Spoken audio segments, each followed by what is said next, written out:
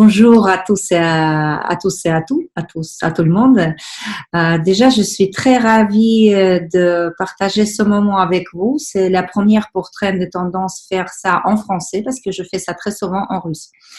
Donc, mon agence Trend de Tendance, il travaille dans la proposition et consulting des marques entre la France et la Russie, de consultation des marques dans la mode. Je fais ça depuis pas mal d'années et je crée des liens entre la France et la Russie pour aider aux créateurs, que ce sera les marques françaises ou les Russes, s'introduire sur le marché en France, pour les Russes par exemple, ou pour les marques françaises, aller sur le marché russe. En fur et à mesure, j'ai créé en début mon showroom qui était à Paris. J'ai organisé les participations des marques dans les salons internationaux comme à Paris ou à Moscou. J'ai organisé aussi les défilés de mode.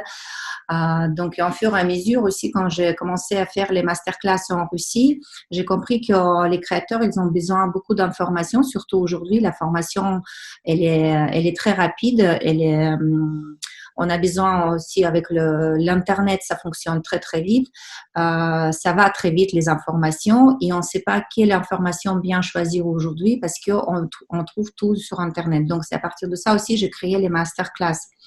Et j'ai créé les masterclass à Paris où j'ai invité les Russes pour découvrir la mode française.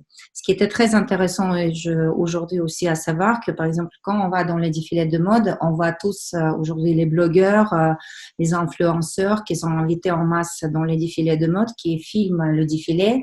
On sort une demi-heure après, cette information elle est plus intéressante parce que c'est passé déjà sur Internet. C'est une petite parenthèse, voilà, pour comment la mode, elle court très vite aujourd'hui avec les réseaux sociaux, tout ce qui est digital.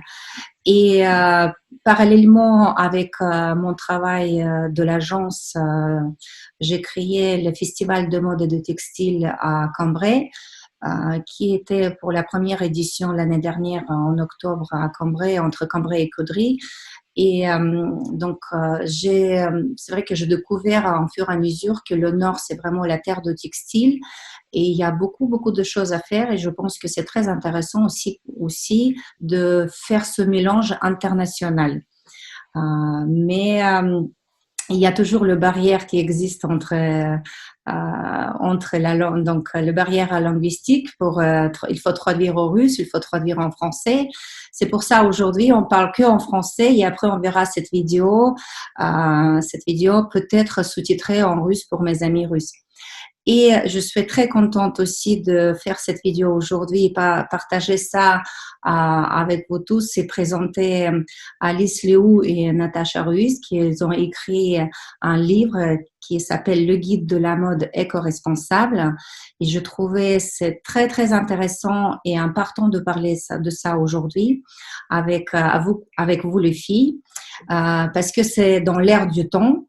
Parce que les créateurs aujourd'hui, ils ont besoin aussi d'informations et on ne sait pas où le chercher et on ne sait pas qu'est-ce qui est vrai et qu'est-ce qui est faux, même aussi dans l'éco-responsabilité.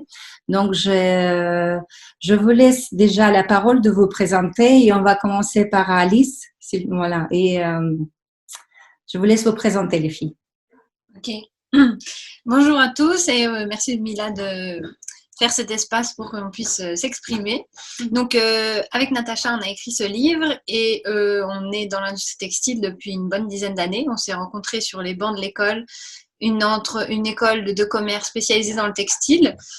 Pour ma part, sur mon parcours professionnel, après, j'ai fait assistante chef de produit, qui consiste à faire une gamme de produits, suivre les commandes, commencer les négociations, donc en France.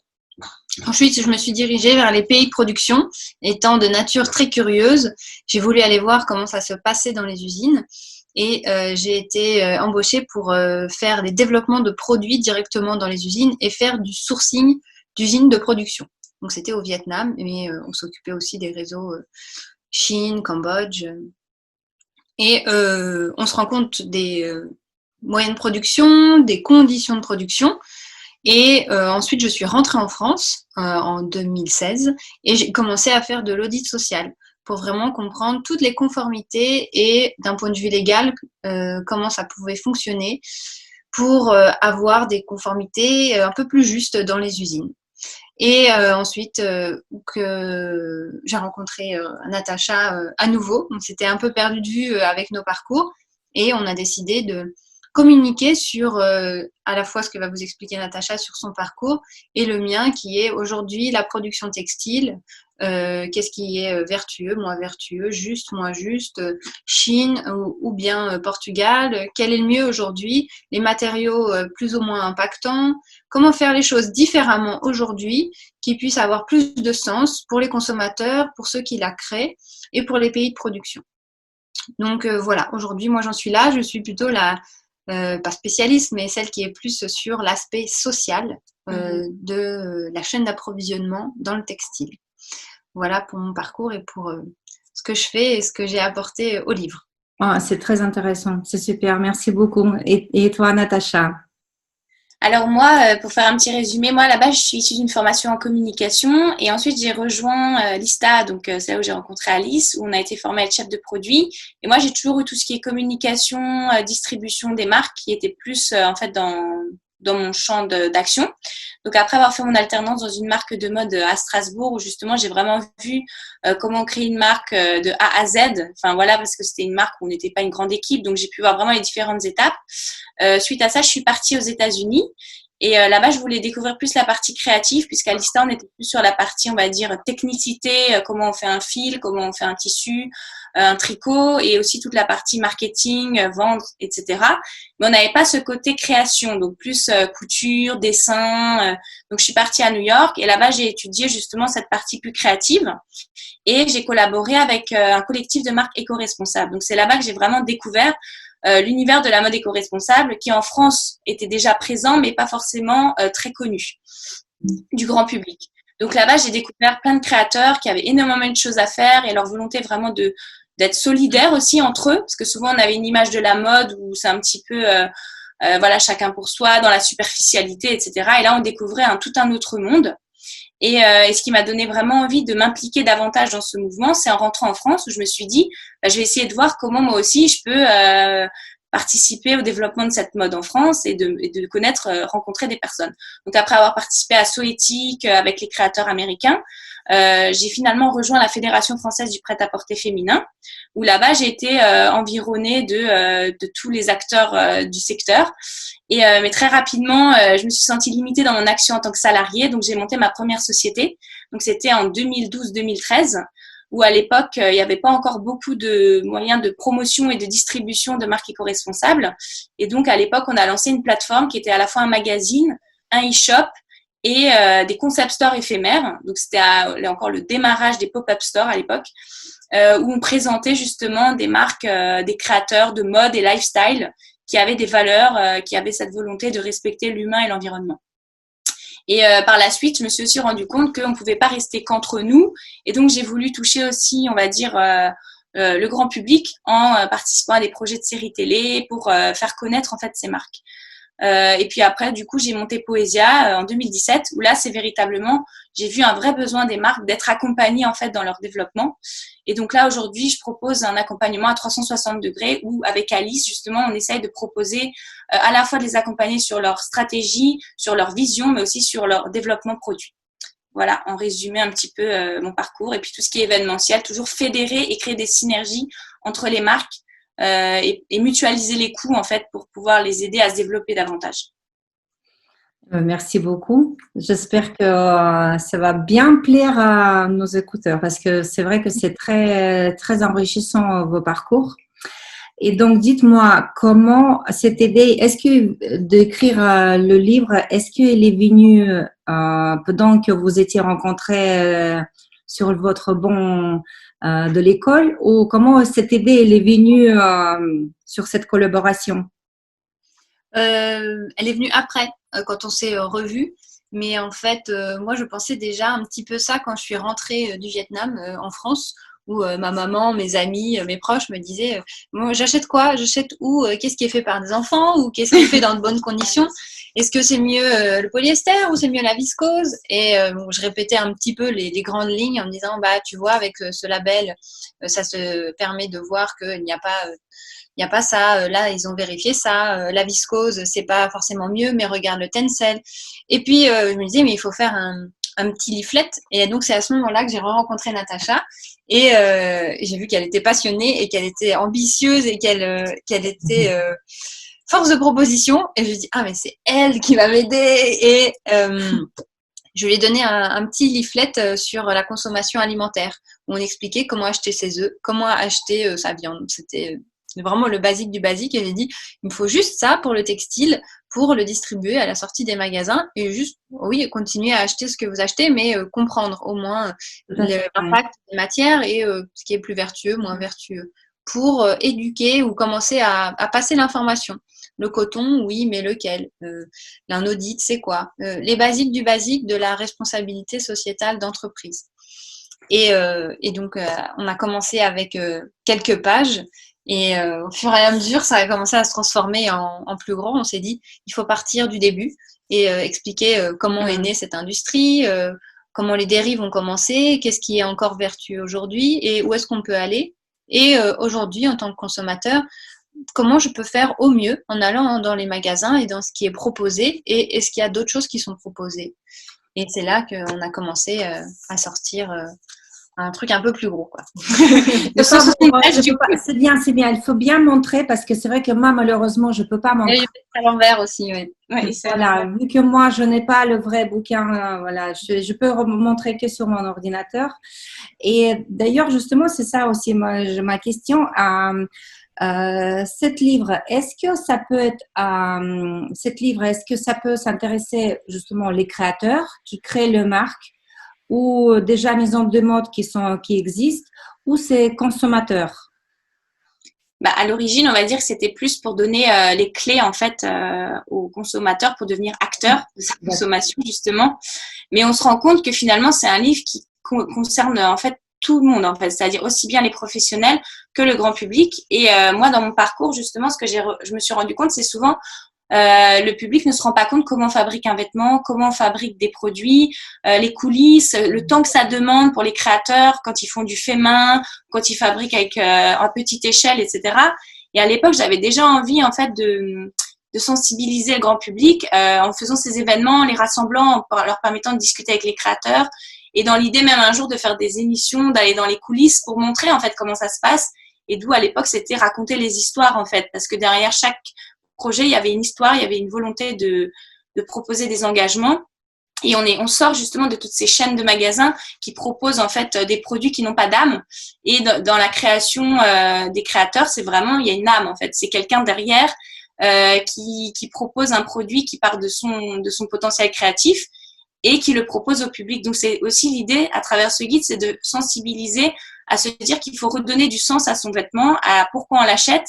Et il y a toute une réflexion en fait sur la sociologie et de la psychologie finalement, pourquoi j'achète et pourquoi la mode en est arrivée là, et qu'est-ce que représente la mode en fait dans la société. Hein. Donc voilà, il y avait toutes ces envies en fait de partager ça au grand public, et finalement de reconnecter les professionnels au grand public pour qu'ils puissent échanger, et que finalement les créateurs repartent du client en fait et de ses vrais besoins pour créer quelque chose en adéquation avec le marché, et pas juste on crée pour créer, quoi, parce que souvent c'était ça, des créateurs qui me disent ouais mais moi je crée dans mon côté mais je sais même pas si ça plaît, donc finalement ça limite finalement la création, alors que s'ils savaient ce dont a besoin la personne, et ben il serait encore plus de potentiel créatif pourrait émerger. D'accord. Et d'ailleurs, justement, je pense qu'on a quand même les participants qui travaillent justement les créateurs, les jeunes créateurs, peut-être qui ont des questions. N'hésitez pas à l'écrire, parce que c'est vrai que ça nous intéresse aussi, pour qu'on ne parle pas que nous trois, mais aussi vous écrivez ou vous échangez vos idées, ou en tout cas vos questions. Voilà. Et moi, ce que je vais aller vif dans le sujet aussi, parce que par exemple, aujourd'hui, le polyester représente environ 60% de l'industrie de textile mondiale. Et justement, comment le créateur qu'est-ce qu'on peut dire? Comment créateur, il doit choisir ou créer sa collection avec quel tissu, en tout cas quelle matière pour qu'il sera plus éco-responsable. Oui, alors en effet, le polyester aujourd'hui est une des matières les plus utilisées en prêt-à-porter et il y a deux aspects. Il y a plusieurs écoles aussi. Je vais vous donner la mienne, donc c'est personnel, c'est mon choix, mais c'est aussi d'avoir entendu un peu ce qui se faisait et les impacts de ces matières. Mais pour ce qui est du polyester, en effet, c'est une énergie fossile très impactante, à la fois sur son émission en carbone, sur son utilisation en eau et sur prendre un minerai qui n'aura plus lieu d'être. Mais aujourd'hui, si vous écoutez un ingénieur qui fait des études sur cette matière, c'est la plus durable en termes de temps. Après, c'est aussi une des plus impactantes sur l'entretien. Quand on va laver son vêtement en polyester, oui, ça va décharger des microplastiques qui vont se retrouver dans les océans et après dans la chaîne alimentaire. Quand on choisit une matière, quand on fait un choix même global après au niveau de son produit, moi j'ai envie de dire le numéro 1 aujourd'hui pour une société qui aura à produire moins de vêtements, c'est la durabilité. Durabilité dans un premier lieu. Pour faire un produit durable, il faut choisir une matière qui va tenir longtemps. Il faut aussi construire son vêtement pour qu'il aille au plus loin. Ensuite, quand on a regardé la matière, quand on a regardé le point de vue technique du vêtement, c'est de se dire qui va être apte aujourd'hui à acheter un vêtement qui va durer, mais qui répond aussi à son besoin. Donc le polyester est impactant, mais il est durable. Après, si on veut quand même avoir cette technicité, parce que le polyester a une technicité, comme on l'a dit, durable, mais aussi on l'utilise dans le sport, on l'utilise pour des vêtements techniques pour aller faire de la randonnée, pour aller faire du ski, mais je dirais qu'il faut aussi penser à l'aspect technicité du polyester et se dire, il a tous ses avantages, il a été inventé à la Seconde Guerre mondiale pour des parachutes, après c'était à la base une matière innovante, mais avec laquelle on a vu les limites en fait que ça pouvait avoir. Aujourd'hui, si je dois faire le choix de prendre du polyester, par exemple, pour créer une veste durable ou un vêtement technique durable, je vais voir s'il y a, par exemple, des stocks d'autres marques, si je suis une petite marque, ou alors des stocks qui sont déjà produits, pour ne pas ressortir de la matière, mais voir s'il y en a déjà de construit. Secondo, si je veux avoir une nouvelle matière polyester, voir s'il y en a de la recyclable. Est-ce qu'elle a été recyclée? Donc, voir s'il y a une certification ou voir à combien de pourcents elle a été recyclée. Si je suis une grosse marque et que je me dis, OK, je veux vraiment du polyester, je vais faire au mieux, donc je vais essayer de le prendre recyclé, de faire la traçabilité de sa chaîne d'approvisionnement du polyester et de comprendre avec quelles bouteilles. Est-ce que ce sont des bouteilles neuves? Parce que malheureusement, on peut voir ce genre de choses. Ou est-ce que ce sont de vraies bouteilles qui ont bien été recyclées? C'est l'implication pour moi, du designer, de se dire, je veux vraiment quelque chose de technique qui dure. Après, je m'intéresse à cette matière, d'où elle vient. Est-ce qu'elle a déjà été créée? Ok, bon, si elle est déjà là, je la prends et je la réutilise. Et ensuite, non, je veux de la nouvelle et je veux vraiment qu'elle soit avec un impact carbone et eau le plus réduit possible, recyclable. Et d'aller au plus loin et de poser les questions à celui qui va vous vendre ou au maximum de ce qu'on puisse avoir en information sur ce polyester qui essaiera d'avoir le minimum d'impact environnemental possible. Après, il y a tout l'aspect social et de savoir où est-ce qu'il a été créé. J'ai la question, excusez-moi aussi, parce qu'en fait, finalement, le créateur d'aujourd'hui, il doit vraiment avoir sur son pôle d'innovation un mini bureau d'innovation pour savoir tout ça et créer et faire les recherches parce que c'est pas évident du tout de trouver telle et telle matière ou les tissus même recyclés. Où on les trouve? Même à part les salons professionnels aussi. Et même dans les salons professionnels, tout ce qu'on le vend, c'est aussi en grande question pour voir la traçabilité de tissus qui sont recyclés. Hein.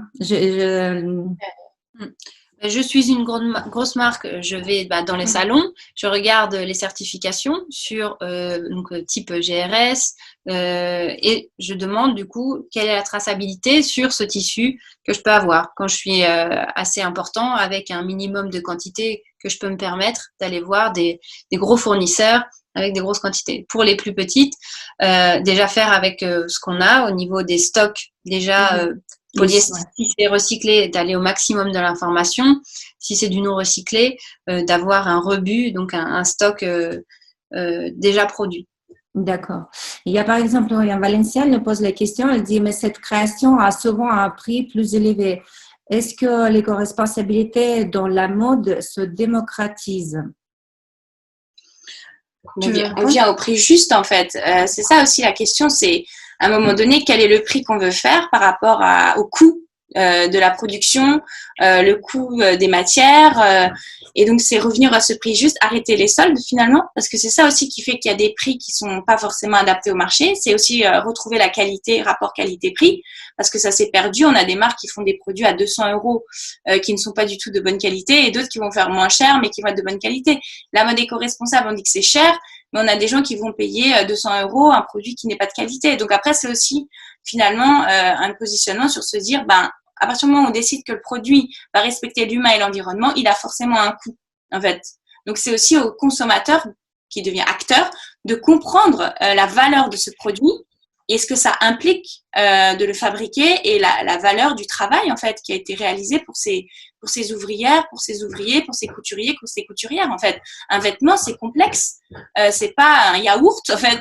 C'est quelque chose de compliqué. En plus, si on l'adapte au corps humain et qu'on part sur la personnalisation, le sur-mesure, on se rend compte que c'est quelque chose de très complexe, en fait, et qu'on peut pas brader, en fait, un vêtement et qu'il faut, je pense, plutôt éduquer les gens à revoir ce que c'est le prix d'un vêtement et le prix réel. Voilà. Moi, je pense qu'il faut pas vouloir forcément faire des trucs pas chers, mais plutôt rééduquer, en fait, parce qu'on a tellement eu l'habitude de dépenser 3 euros, 10 euros, 20 euros pour des vêtements. Aujourd'hui, on a du mal, en fait, à se dire que je vais mettre 100 euros dans un vêtement, mais s'il me dure pendant 10, 15 ans, il est rentabilisé, en fait. Mais si j'achète 10 vêtements à 100 euros, que je vais mettre 1 an, 2 ans, ou que je vais jeter parce qu'ils sont démodés ou parce qu'ils se déforment au lavage, en fait, c'est finalement produire moins de manière plus spécifique et c'est ça, et de qualité, en fait. Et du coup, le prix va forcément augmenter, mais on a un produit qui a une vraie valeur, en fait. Mais par exemple, regarde, le consommateur, il veut avoir aujourd'hui le prix pas cher, tout de suite, finalement. Et même après le confinement, on a vu tous que les gens, ils ont tous parti aussi peut-être parce qu'il fallait absolument qu'on se lâche et on enlève notre stress. On est tous partis dans les boutiques pour acheter quelques vêtements ou en tout cas, il y avait les vêtements en Galeries Lafayette ou même plein d'autres aussi vêtements de mass market. Donc, et même ces marques-là aussi, aujourd'hui, ils travaillent aussi avec, par exemple, les t-shirts ou la maille en bambou, en coton recyclé. Donc, en tout cas, la maille est recyclée, mais les prix ils sont entre 3 et 5 euros. Donc, il est où le milieu, le bon milieu, les filles? Moi, je pose cette question très souvent parce que ça m'inquiète quand même aussi. Alors, il y a différentes questions et différents aspects et on est autour du même sujet. C'est déjà, avec ce type de guide, avec toutes les informations qu'on peut voir, on parle d'éducation, mais c'est surtout d'information. C'est-à-dire de comprendre le vêtement, oui, sur sa construction, sa chaîne d'approvisionnement, mais sur reconnaître un vêtement de plus ou moins déjà qualité sur sa construction, sa technicité vraiment à proprement dit du produit et se dire, bon, j'achète ce produit moins cher, je suis dans une marque de fast fashion, mais je le regarde, je l'ouvre, j'essaye les zips, déjà de voir qu'est-ce que j'achète, de faire connaissance avec ce produit. Voilà, prendre le temps de connaître le vêtement. Voilà. Et de se dire, si j'achète ce t-shirt, oui, pas cher, mais il me plaît et il me fait du bien et j'ai envie de l'acheter. je me doute ou je vois en tirant un peu qu'au bout de 3 lavages, il va complètement vriller, mais je l'achète en conscience, il me fait du bien. Bon, il y a aussi cet aspect-là. Après, il y a avec la question, est-ce que la mode éco-responsable se démocratise? Donc, c'est de se démocratiser, c'est-à-dire la rendre accessible à tout le monde pour à peu près toutes les bourses. Donc, il y a cette vision de remettre la valeur du produit. Donc, oui, un vêtement peu cher, de mauvaise qualité, va avoir un impact sur une personne qui l'aura fabriqué dans un autre pays ou même à côté. Et c'est de dire non, ce n'est pas possible aujourd'hui. Ça a été produit en très grande quantité et avec un coût qui a été impacté sur le fabricant. Aujourd'hui, si je vois par exemple dans une grande enseigne un vêtement en viscose de bambou à 12 €. C'est bien ou c'est pas bien? Bon, là, si la viscose de bambou, oui, la viscose, le solvant n'est pas encore, à ma connaissance, recyclable et du coup, il est polluant. On préférera le tencel. Donc, quitte à acheter un vêtement à 12 € dans une grande chaîne, et si je vois qu'il est viscose, je vais l'éviter. J'irai plus vers du coton. S'il y a du coton bio, c'est mieux. C'est pas encore le top puisque il y a le coton bio irrigué et non irrigué. Le non irrigué est mieux puisque du coup, il ne va pas permettre de prendre toute l'eau, par exemple, de la mer d'Aral et pour le coton, voilà. Donc, c'est de se dire comment je fais au mieux. Je regarde, j'ai essayé d'éviter la viscose. S'il me plaît, bon, je le prends, mais je vais en prendre soin. Après, s'il y a du tencel, chouette, je prends du tencel. Est-ce qu'il y a du coton? Bon, il me plaît. Coton, bon, j'en prends soin et ça va respirer, c'est mieux. Est-ce que c'est du coton bio? C'est encore mieux. C'est d'aller étape par étape, mais déjà de poser ces petites valeurs sur quel est l'impact de la matière et quelle est aussi l'image et l'implication de la marque réellement, sincèrement, dans sa stratégie d'éco-responsabilité. Donc, c'est de prendre connaissance de son produit, d'évaluer sa qualité et après de voir décrypter un petit peu l'étiquette sur sa composition en ayant une mini connaissance au moins de ses impacts déjà environnementaux et après d'aller vers du social en voyant l'implication de la marque sur ses propres impacts de production. Est-ce qu'elle sait où elle produit? Est-ce qu'elle sait l'impact que ça va avoir sur les personnes? Est-ce qu'elle fait le bilan carbone de son entreprise? C'est d'aller au plus loin du plus loin. Mais est-ce que, par exemple, parce que c'est vrai que le mot tencel, il y en a pas beaucoup de personnes qui le sachent aussi ce que c'est. Les personnes, en tant que professionnels, peut-être oui. Mais par exemple, le consommateur, comme tu dis, la maille, pour eux, c'est la maille. La maille, ils ne vont pas distinguer, s'il n'y a pas de communication là-dessus, entre un tencel, viscose ou justement le bambou. Donc, je pense que c'est là aussi, il y a l'intérêt aussi peut-être de créateurs de faire la communication là-dessus sur qu'est-ce qu'il crée, mais aussi comment est-ce que dans votre livre vous montez ce sujet, on va dire au crescendo aussi pour dire que achetez ça ou faites développer ça aussi. Nous, après, on donne plusieurs conseils, c'est-à-dire on a expliqué qu'est-ce que c'est la qualité, on a parlé des labels, on a donné des clés pour que le consommateur, une fois qu'il est en magasin, même s'il est dans une grande chaîne de magasins et que c'est pas forcément éco-responsable, au moins il soit conscient de son achat. Comme disait Alice, c'est se dire, même si j'achète un t-shirt à 20 €, je sais que je l'achète à 20 €, je sais potentiellement que ça n'a pas été fait dans les meilleures conditions du monde, je sais que la matière, elle n'est pas forcément éco-responsable, mais pourquoi je vais l'acheter? Est-ce que je l'achète parce que j'ai vraiment besoin et je peux pas forcément m'acheter un vêtement éco-responsable qui coûte 2 fois plus cher? Mais je sais que je vais le garder peut-être pendant 5 ans. Donc, en fait, la durabilité et l'éco-responsabilité, elle est plus dans l'utilité du produit aussi qu'on achète. Parce qu'on peut acheter un produit éco-responsable et le garder une fois et plus jamais le reporter. Ou alors, ça peut être un vêtement, parce que moi, je parle beaucoup de la méta, la personnalisation, des vêtements qui sont pas alignés avec nous, qu'on va mettre et qu'en fait, qui ne correspondent pas. Donc, en gros, c'est plutôt se dire pourquoi je l'achète, est-ce qu'il va me durer, combien de temps, est-ce que je vais le mettre au moins 30 fois? Ça, c'était une règle qui a été un peu lancée dans le milieu de l'éco-responsabilité. C'est avant d'acheter quelque chose, est-ce que je pense que je vais le mettre 30 fois? Si je pense pas le mettre 30 fois, dans ce cas-là, ne pas l'acheter, plutôt louer. Donc, il y a la location qui se remet un peu en place, ou emprunter. ou aller dans les second hand. Enfin, il y a plein de possibilités qu'on évoque en fait dans le guide. Bon, là, c'est pas pour les marques, mais après, ça peut être des réflexions aussi pour les personnes qui lancent les concepts. Peut-être la location, peut-être le second hand, ou partir de vêtements qui sont dans les friperies et refaire quelque chose derrière. Il y en a qui font ça, l'upcycling. Oui, Donc, au lieu de repartir d'une matière nouvelle, voir ce qui existe et qu'est-ce qu'on peut faire à partir de ça pour recréer quelque chose derrière, quoi. Ouais, c'est exactement ça ce que je voulais parler aussi, justement de tout ce qui est recycling, au recyclage aussi des vêtements, ou que aussi les créateurs, ils sont pas obligés de vraiment se lancer dans une création de nouvelles marques avec les nouveaux tissus et nouveaux responsables, mais aussi revenir en quelque chose en arrière et prendre les vêtements qui existent déjà et qu'il y en a des masses aussi si on ouvre nos placards. Finalement, on utilise toujours les mêmes jeans et les mêmes t-shirts et on a un tas de vêtements dans le placard qu'on n'utilise pas et finalement peut-être aussi, c'est ça ce qui est aussi intéressant de regarder avec les créateurs. C'est ça. Mais il y a une marque qui fait ça justement, les récupérables. Elle a récupéré des rideaux avec Emmaüs, je crois. Enfin, elle récupère dans des stocks en fait et elle retransforme en vêtements. Elle fait des collections capsules. Donc il y a toutes ces choses à faire. J'avais rencontré une créatrice américaine qui récupérait des vêtements de friperie. Elle faisait des gilets qu'elle customisait. Il y en avait une autre qui récupérait des fins de tissu de l'armée. Elles ont fait des sacs avec. En fait, il y a plein de possibilités. Je pense que là où la créativité et l'éco-responsabilité peuvent se rejoindre, c'est innover, justement. C'est prendre des choses qui existent et refaire quelque chose de nouveau à partir de ça.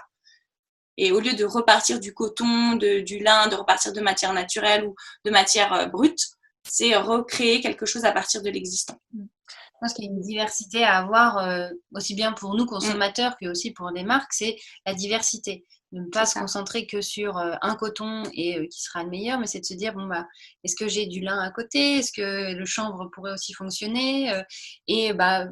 Parler de louer, c'est la diversité et pas juste comme on peut avoir en alimentation, la monoculture ou la mono. C'est ça. Retrouver cette diversité. Et une marque qui fonctionne en éco-responsabilité, c'est une marque qui va justement diversifier ses matières et essayer au moins de connaître son impact à tout niveau.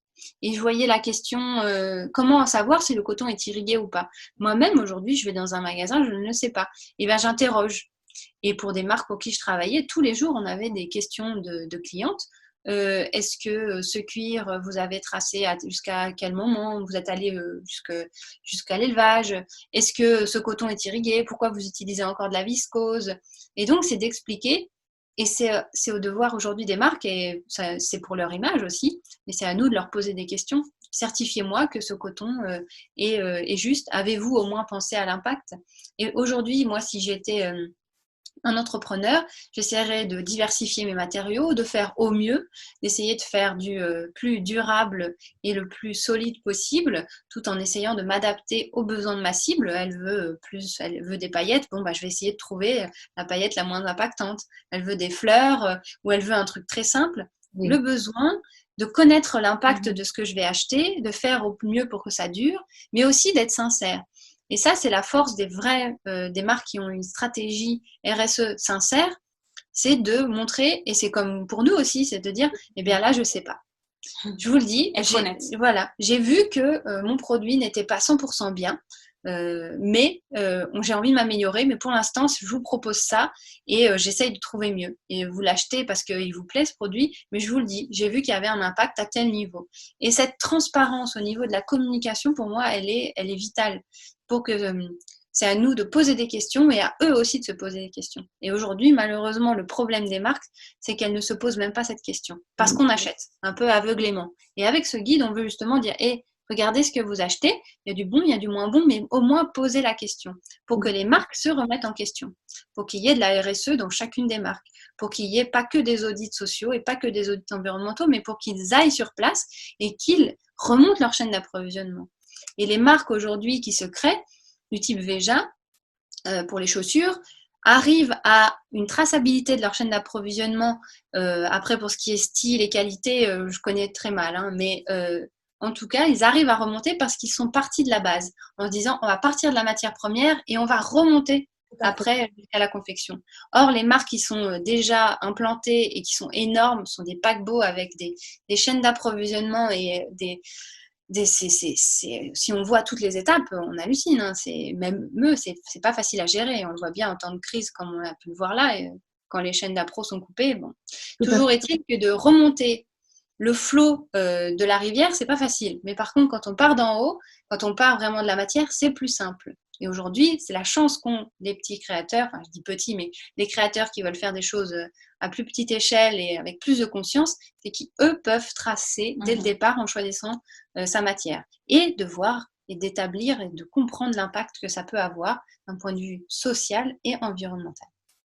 C'est vrai que c'est très intéressant aussi parce qu'après, avec le confinement, on a parlé beaucoup de tout ce qui est à la commerce à proximité, mais aussi se tenir vos régions ou en tout cas, bon, moi maintenant, vu que depuis 5 ans, j'habite dans le Nord et je découvre aussi tout ce qui est à côté ici avec la terre de textile. Par exemple, aujourd'hui, j'ai vu les champs de lin qui poussent un petit peu partout, que justement il y a un an, ce n'était pas le cas. Et c'est ça ce qui est aussi très intéressant parce qu'en fait, on a oublié les matières premières, les matières qu'on a utilisées il y a très longtemps, le lin et le chanvre, c'était cultivé beaucoup plus partout et on a travaillé beaucoup plus pas avec le coton, et finalement c'est le coton qui a remplacé le lin et le chanvre. On ne parle pas beaucoup aujourd'hui de chanvre et de lin.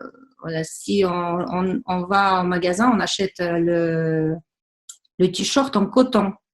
On n'achète pas le t-shirt en lin ou en chanvre. Hein. Alors, en effet, on trouve plus facilement des t-shirts en coton qu'on pourrait le trouver en lin. Après, il y a deux aspects. C'est tout le monde n'aime pas le lin. C'est un toucher particulier, une technicité particulière. Mais aussi parce que le coton, ça a été facile, et c'est aussi lié à l'historique des colonies. Mais ça a été facile à cultiver et on l'a créé. Comme aujourd'hui, le blé, il a été standardisé, le coton a été standardisé. C'est là où je revenais à la diversité. On ne peut pas faire que du lin. Et de toute façon, aujourd'hui, on fera un webinar sur le lin, vraiment à la rentrée, parce que c'est un bon exemple de se dire, on a la matière première, là, pour le coup, à côté de chez nous. Donc, le plus gros producteur de lin au monde, c'est en Belgique, dans le nord de la France, et c'est à côté. Sauf qu'il n'y a qu'une filature en France qui peut filer du lin et qui vient de refaire cette filière il y a très peu de temps. Sinon, après, il y en a quelques-unes en Europe. C'est ça. C'est envoyé en Chine. Et c'est de se dire comment on est arrivé aujourd'hui à une aberration où j'ai envie d'acheter ce t-shirt en coton, ce t-shirt en lin, qui est avec une marque éco-responsable, mais je vois que la matière première vient de Normandie et qu'elle est filée en Chine et peut parfois être tricotée en Europe et revenir après en France.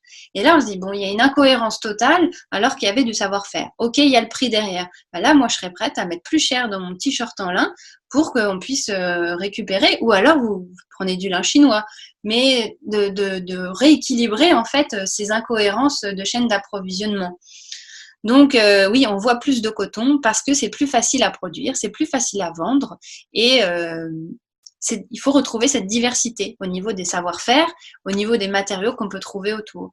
D'où là la question de essayer de trouver son lieu de confection de matériaux et de produits finaux, donc de ces différents rangs, au maximum proches les uns des autres, pour éviter d'acheter une matière à un endroit, de confectionner un autre et de réunir tout ça pour essayer de minimiser les déplacements des matériaux et des étapes de production. Après, je peux tout faire. Si je trouve une superbe soie en Chine avec une usine superbe et responsable en Chine, eh bien, je vais le faire. Et après, oui, il y a un bilan carbone, mais je vais le renvoyer en France. Mais au moins, il y aura une meilleure cohérence. Matériaux, confection. D'accord. Est-ce qu'on a d'autres questions aussi par rapport à nos interlocuteurs? Parce que je pense que même peut-être on a parlé un petit peu plus dans les parties techniques très particulières. Est-ce que Rebecca ou Agathe, vous avez des questions ou quelque chose? Je vois aussi. Agathe, auquel on n'a pas répondu, qui était sur construire le vêtement pour qu'il soit plus précisé, s'il te plaît. Donc, après, je te laisse parler. Non, mais vas-y, c'est plus ton domaine, en fait. Pour moi, je ne suis pas styliste. Je suis auditrice, mais on traîne avec les stylistes, on traîne avec les chefs de produits. Mais on fera un autre webinaire, je pense, parce qu'il y a des stylistes qui sont spécialisés en RSE, qui ont monté leur marque éco-responsable, qui, elles, sont à même de dire telle matière est mieux avec tel accessoire, comment coordonner. Parce que oui, les matières éco-responsables sont nouvelles, parfois moins faciles à travailler, parfois moins qualitatives aussi que des matières standards. Ça, c'est vrai. Donc, c'est de se dire comment on peut associer et faire au mieux pour que ces matières avec un faible impact puissent, techniquement être viables et pouvoir être construites pour qu'elles soient durables. Donc là, ce serait plus de se tourner vers des stylistes qu'on a dans notre réseau qui ont travaillé ces matières. Mais pour faire un produit durable, là, je te renvoie à la partie du guide, c'est de se dire, renfort couture, tester sa matière, tester ses accessoires, tes zips, sans faire citer de marque, mais un bon YKK, il va durer. C'est vraiment de tester tes matières, de les porter, de les faire porter à des amis ou à n'importe qui pour voir en durabilité. Au niveau vraiment technique et de te dire c'est mieux d'avoir un surjet comme ça, une surpiqûre comme ça, je suis pas modéliste, donc je pourrais pas aller dans ce niveau profond de technicité. Ce qu'on a montré dans le guide, c'est le b.a.-ba de comment reconnaître en 3 minutes un vêtement à peu près de qualité. Tu tires dessus, tu regardes, toi ta matière à la maison, tu vas la frotter, tu vas la laver plein de fois, tu la testes, tu la travailles et après tu essaies de faire avec tes couturières, avec tes couturiers ou couturières, ça fait des hommes et des femmes, le maximum pour renforcer et que ce soit le plus durable et que ça plaise aux besoins et que ça réponde aux besoins de ta clientèle niche aussi. Je ne sais pas si je réponds à ta question, mais… Tu as bien répondu, Alice, merci beaucoup. Mais et justement, là-dessus aussi, j'ai une autre question d'une créatrice russe qui n'a pas pu se rejoindre à nous. Elle crée les vêtements aussi de gamme, de haute gamme, de marque luxe, avec le cuir à la base de pommes. Donc, déjà, le cuir, voilà, elle est éco-responsable, etc. Ça coûte très, très cher le mètre pour acheter quelque chose. Elle a acheté beaucoup de choses de ce cuir pour faire ses vêtements et les doudounes. Elle a eu un succès fou au salon professionnel parce que tout le monde l'a arrêté pour demander qu'est-ce que c'est comme doudoune, où est la production, sans vraiment demander le prix. Mais en tout cas, c'était un succès fou parce que ça se voyait, c'est quelque chose d'extraordinaire et aussi éco-responsable. Et la question, finalement, elle revient parce qu'aujourd'hui, elle dit c'est pas rentable. Il n'y a pas d'une usine de production qui prend cette cuir à produire et à coudre. Voilà, en tout cas, faire la production de ce cuir parce que c'est une casse-tête. Ça, parce que ce cuir, elle est finalement, on peut pas le mettre sur les machines qui sont habituées à travailler avec le cuir normal.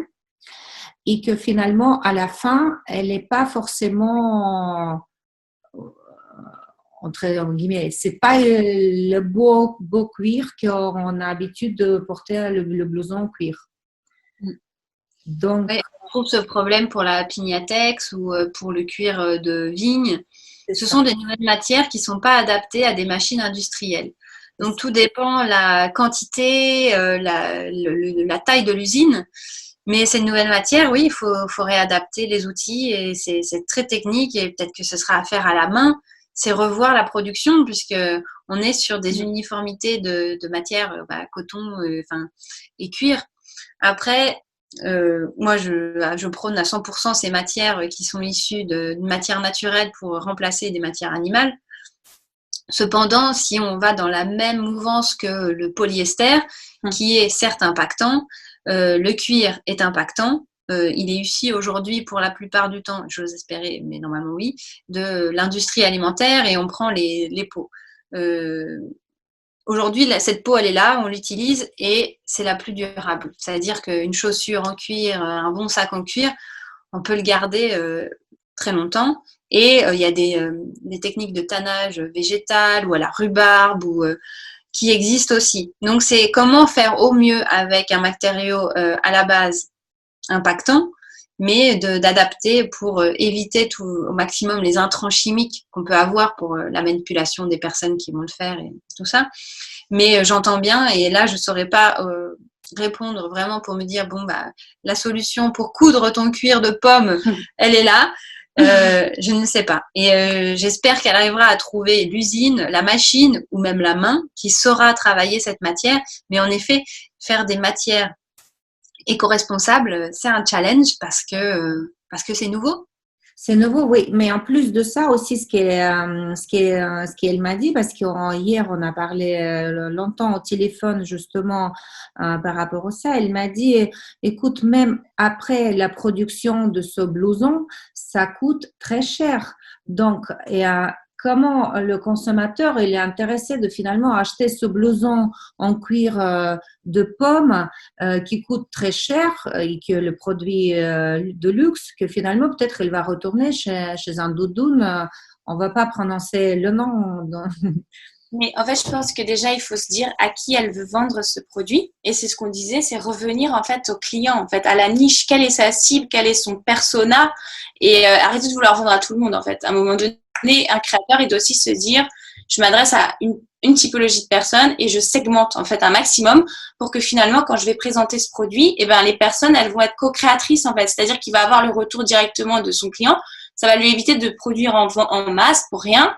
Donc, faire des précommandes, par exemple, solliciter la personne pour avoir son retour sur les prototypes et recréer en fait du lien directement avec le client. C'est ce que faisaient les couturières, c'est ce qu'ont fait les grands couturiers au départ, c'est qu'ils allaient vers le client, ils testaient sur la personne.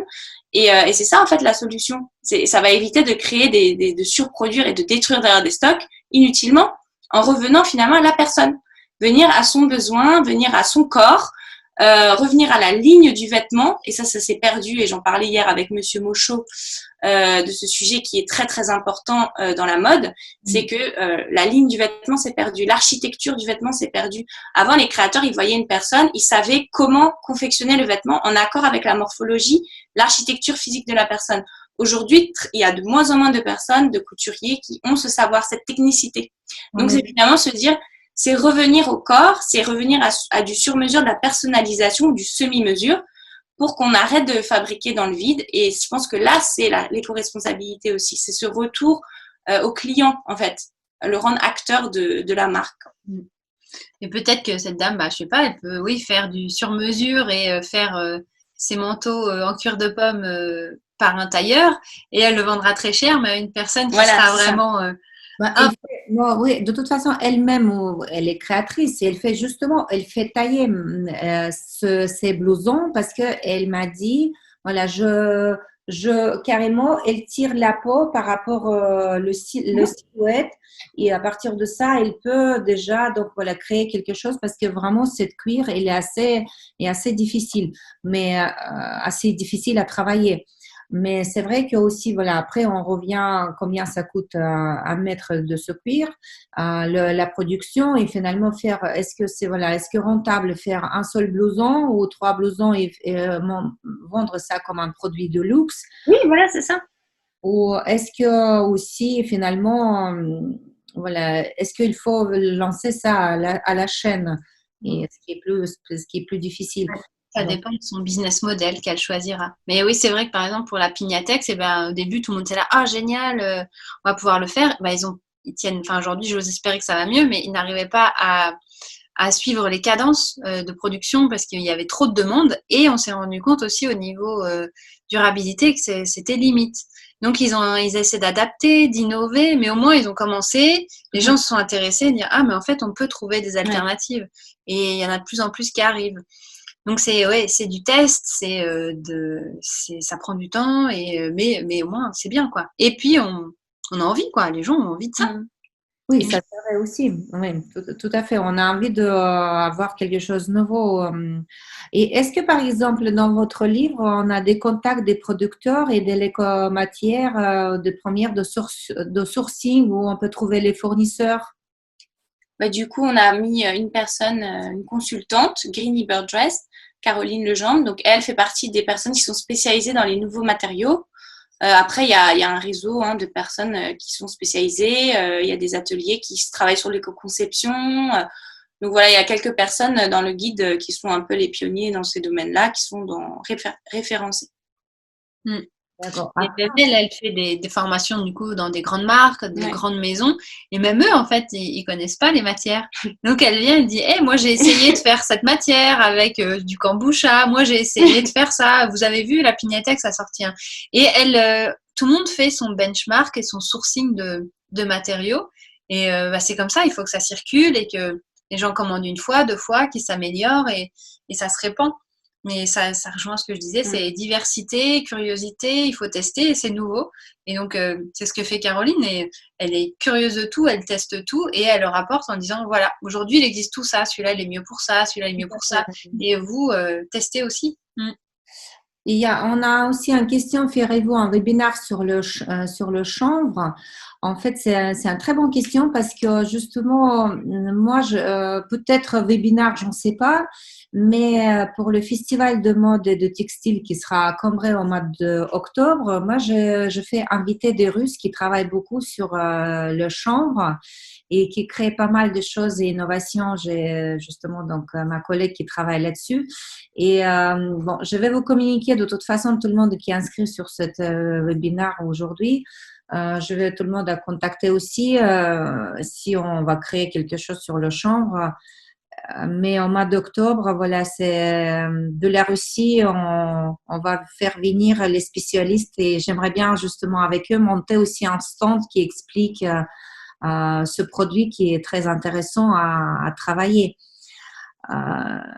Même par rapport au chanvre, on a aussi l'ortie qui est très intéressant à travailler, qu'on a complètement perdu. D'ailleurs, justement en Russie, avant, on a beaucoup travaillé sur l'ortie.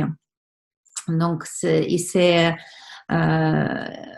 fibres, malheureusement, on a complètement perdu aujourd'hui. C'est bien, elles reviennent et elles sont peu demandeuses d'eau. Après, il n'y a pas toutes les manufactures qui savent la travailler, la filer. Et il y a eu, et ça peut revenir, mais il faut le demander. Mais ce sont des matériaux qui sont vraiment top d'un point de vue technique et impact environnemental. Environnemental, mais on peut faire aussi tout avec. On peut faire et aussi le meublement et porter et le linge de maison qui aussi ils sont anti-allergiques aussi.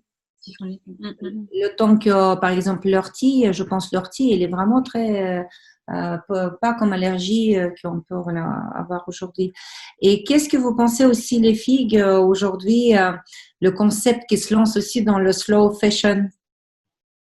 Slow fashion. Ouais. Je trouve que c'est la tendance qui doit durer en fait, et c'est revenir, comme on disait, à l'intemporalité. Choisir des vêtements qui soient aussi alignés avec qui on est, mieux se connaître. Donc, le créateur doit aussi faire la démarche de mieux connaître son client. Donc, arrêter ces achats, voilà, cette course à l'achat, à la surconsommation, prendre le temps de choisir ses vêtements, de prendre le temps de le recevoir chez soi et de pas juste cliquer et d'avoir tous les jours des nouveaux vêtements. Donc, c'est peut-être aussi aller vers ce côté sur-mesure, personnalisation, qui va permettre de ralentir la cadence et de redonner finalement les lettres de noblesse à ces couturiers, couturières, retrouver la technicité pour finalement que tout le monde porte des vêtements qui nous embellissent, qui nous valorisent, et non pas nous embellir des vêtements qui n'ont pas de forme, qui sont pas en adéquation avec notre corps. Donc c'est ça la slow fashion, hein, c'est juste ralentir la cadence. Et ça rejoint la remarque qu'on a vue tout à l'heure en conversation, c'est oui, la sortie du confinement, des personnes n'avaient qu'une envie, c'était d'aller on s'est rendu compte aussi en confinement, en étant enfermé, qu'on n'avait plus besoin du regard des autres et donc on pouvait rester chez soi en pyjama ou en legging ou en confort. Et que c'est quand on ressort qu'on se dit en fait j'ai envie de m'habiller bien et c'est ce regard. Mais on s'est aperçu qu'on n'avait pas forcément besoin d'acheter, mais qu'en sortant on a ressenti ce besoin. Je dis mais je comprends. Et on nous a déjà posé la question, qu'est-ce que vous pensez de ça? Mais c'est de se dire, ces personnes n'ont pas un besoin matériel, et elles le savent, mais elles avaient un besoin plus émotionnel à combler ou quelque chose. Donc c'est aussi de comprendre ces personnes et de se mettre à la place de chacun et de se dire, au lieu de dire arrête d'acheter là, c'est pourquoi et qu'est-ce que tu as acheté et qu'est-ce que ça t'a apporté et c'est quoi ce que tu as acheté, on va le regarder ensemble. Et c'est ce qu'on essaie de faire vraiment avec ce guide, c'est informer pour que la décision puisse changer ou qu'elle soit faite avec plus de conscience. Donc, et pour moi, le slow fashion, c'est du slow food, c'est du slow, c'est du life, c'est du slow tout. Oui, tous, on se rend compte que d'aller vite et de stresser tout le temps ou d'avoir un rythme où on prend plus le temps de faire les choses, ça nous veut pas que du bien. Et on a des fois envie de se poser. Et j'ai envie de regarder, d'attendre, de voir et de comprendre et remettre de la conscience. Et c'est un peu tout le monde, c'est de se dire si j'ai l'opportunité de pouvoir prendre le temps d'acheter mes produits ou de manger c'est remettre un peu de confiance. Et c'est juste décrypte, regarde, comprends et prends ta décision et fais ton propre discernement sur ce que tu vas créer, sur ce que tu vas acheter, sur ce que tu vas manger. C'est ça, exactement. Donc, moi, je pense qu'aussi, on va dire qu'aujourd'hui, on va plus, en tout cas, nous, on va plus communiquer. Est-ce que vous aussi, vous voulez dire par rapport à votre livre que ce sera bien partir dans cette démarche-là plutôt qu'avoir aussi les achats spontanés avec pas un coup de tête, mais aussi plus émotionnel, on va dire émotionnel, slow fashion. Hein? Mais moi, j'aimerais parler de quelque chose qui commence à émerger, c'est la garde-robe alignée avec sa personnalité, en fait. Parce que ça rejoint la slow fashion. Donc, j'ai fait une formation où j'ai découvert qu'en fait, on a des matériaux, des matières, des couleurs et des structures qui sont adaptées à chaque personne. Et du coup, à partir du moment de prendre le temps de finalement comprendre quelles sont les matières qui vont m'embellir, quelles sont les matières qui vont me faire où je me sens à l'aise, où je suis bien, les couleurs qui me font rayonner, qui me portent, qui font que mon teint il passe du dur au fermé à quelque chose de frais, de doux, ou alors les structures de vêtements qui sont alignées avec mon énergie, qui me portent tous les jours, etc. Finalement, c'est revenir à soi-même en fait pour après trouver ces vêtements alignés et partir en magasin en quête de cette couleur-là qui est adaptée à moi, qui va me faire rayonner, cette matière dans laquelle je me sens vraiment bien. Là, aujourd'hui, je suis dans mon mouvement R, donc j'aime bien les matières légères qui portent mon mouvement. Dès que je mets des choses un peu dures, un peu lourdes, je sens que mon mouvement, il est beaucoup plus bloqué. Donc, c'est vraiment revenir à soi, quels sont les ressentis que j'ai dans mon vêtement, quelles sont les matières qui me font me sentir bien et les structures aussi qui me portent, en fait. Donc, c'est ça la slow fashion en fait, c'est retrouver une connexion avec son vêtement et sa personnalité intérieure. Je suis tout à fait d'accord. Je suis tout à fait d'accord, Natacha. Oui.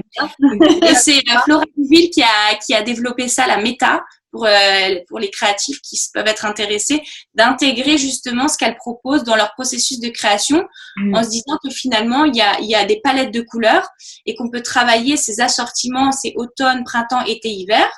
Après, vous avez le mouvement des matières qui sont air, eau, feu et terre.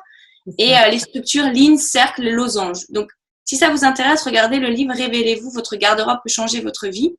Et rien que là, déjà, vous avez une nouvelle vision en fait de comment peut évoluer l'industrie de la mode en allant vers cette personnalisation en fonction des personnes et de leur profil en fait. Donc ça, c'est une clé, je pense, à creuser pour les créateurs dans la mode textile, vêtements en fait, et accessoires aussi. Parce que même les accessoires, leur forme, etc., vont être personnalisés avec nous, quoi, avec chacun. Et ça revient vraiment à se dire, comprendre le besoin de sa cible, ça paraît bateau, mais c'est essentiel pour son futur chiffre d'affaires. Oui, pour aujourd'hui, on veut vendre peut-être d'une manière plus consciente, mais il faut vendre.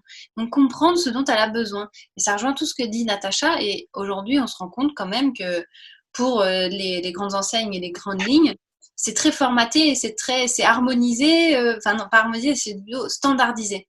Et on fait la mode parce qu'elle est pratique à faire comme ça. Et elle est plus rentable à faire comme ça. Donc nous, on est différentes morphologies et on se rend compte que cette marque-là, ils font toujours cette forme-là, ça ne me va pas, ou moi je vais plus là, ou moi je trouve jamais de forme parce que j'ai une forme comme ça, ou et les couleurs ne vont pas. Et c'est comprendre qui je suis pour mieux acheter, mais aussi que la marque essaie de s'adapter un peu à tout ça sans me standardiser dans un moule de la tendance c'est le jaune et le jaune ne te va pas, t'attendras l'année prochaine. Donc comment je peux retrouver ma personnalité en comprenant le vêtement, sa structure, sa durabilité, mais aussi sa forme, sa couleur et me le réapproprier. Et donc pour les designers, c'est de se dire bon oui, qui est cette cible, mais qu'est-ce qu'elle aime, comment elle est et combien oui elle va mettre dans le vêtement, mais comment elle est sensible à mes propres valeurs. Est-ce que ça va résonner avec ce que je vais faire et avec les valeurs des produits que je vais faire Tout à fait. En tout cas, et je voulais juste rebondir sur ce que tu dis parce que finalement, le prix, je pense qu'on sera prêt à le mettre si c'est quelque chose qui est complètement répond à un vrai besoin en fait. Je pense que c'est ça. En fait, le prix, ça veut rien dire. C'est qu'est-ce que ce produit m'apporte en fait. Est-ce qu'il me fait me rendre bien, épanouie, je me sens transformée quand je le porte. Mais du coup, je suis prête à mettre le prix en fait. C'est qu'aujourd'hui, on achète des vêtements pas chers, mais parce qu'ils nous apportent rien en fait. Mais je pense que si on rentre dans cette démarche de finalement le créateur, il va vers la personne et puis il s'intéresse à elle, il fait comme ce que moi j'avais travaillé avec une personne qui était créatrice, elle avait sa boutique, elle accueillait ses clients, elle échangeait avec eux et elle créait des vêtements pour eux quoi. Et finalement c'est peut-être revenir vers ça et puis la créatrice va peut-être apporter une touche parce qu'elle va peut-être faire du design, donc elle va créer des motifs à sa façon, donc elle va avoir sa signature à travers un motif innovant, mais en même temps qui va être adapté à sa cliente. Donc finalement, je pense que là, il y a quelque chose à faire au niveau de l'innovation, c'est que le vêtement n'est plus, on va dire, n'est plus le sujet principal, mais c'est utiliser le vêtement comme un moyen de révéler la personne en fait et de redonner du plaisir avec son vêtement et cette attente en fait de se dire ouais je vais avoir un vêtement qui sera vraiment qui va me correspondre parfaitement quoi, tout en lui donnant une bonne énergie en comprenant son impact. Je vais pouvoir avoir le plus beau t-shirt qui répond bien à tout ça, mais d'où il vient, par qui il a été fait, d'où vient cette matière, quel est son impact social, environnemental, bilan carbone et humain. Et ça, c'est fondamental. Allier tout ça. Il y a une très bonne proverbe qui dit que justement, on aperçoit d'abord par rapport à la personne comment elle est habillée. Et après, dès qu'il parle, c'est à partir de là, on aussi comprend qu'est-ce qu'il est et comment il est. Mais d'abord, la première approche, c'est vraiment l'aspect de silhouette visuelle qui parle de la personne, de la personnalité, etc., etc. Donc, écoutez, et ça, on va aborder pour la prochaine fois, je pense, parce que là, ça fait déjà pas mal de temps qu'on parle. Je suis très contente et merci beaucoup, Natacha et Alice, de partager ce beau moment. On va de toute façon, oui, absolument acheter ce bouquin, le guide de la mode éco-responsable. On peut trouver ça à la Fnac, dans le Nord aussi. Je sais qu'il y a des listes même d'attente. Place des libraires, il y a un site qui répertorie toutes les librairies pour ceux qui souhaitent soutenir les librairies locales. Il y en a plein. C'est très très bien, c'est parfait. Et je vous remercie beaucoup les filles pour cet échange très intéressant. Très intéressante. Merci beaucoup. Et on se verra avec tout le monde prochainement pour parler du lin, du chanvre, de maïs, comment il faut vendre les vêtements et même peut-être aussi justement on va parler comment il faut peut-être sensibiliser les petits enfants par rapport à la consommation de vêtements parce que ça c'est très important. Ah bah oui, les ados et oui aussi. Ah oui, c'est ça. Et l'enfant, faut les sensibiliser. Les petits enfants de 3 à 5 ans, c'est quelque chose qui est quand même… Il y a une niche là, il y a une niche à prendre. Il y a une niche à prendre parce que, oui, tout à fait, parce que ces consommateurs-là, les parents, ils achètent tout pour eux, voilà. Oui, c'est vrai. Voilà. Si vous avez des questions, merci beaucoup à tout le monde. Et, Ben oui, n'hésitez pas à nous contacter si jamais. Ouais.